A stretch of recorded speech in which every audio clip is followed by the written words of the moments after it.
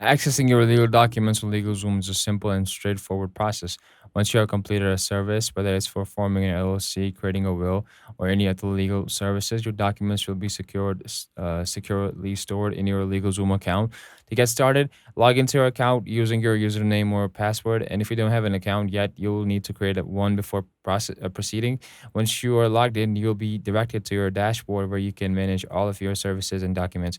From your dashboard, navigate to the section labeled My Account or My Documents, depending on the service you're using. This is where all of your completed document filings and other legal matters are stored. If you are looking for a specific document, you can use the search function or browse through the categories listed. For example, if you're looking for your LLC formation documents, click on the relevant section, and you should find all related paperwork there.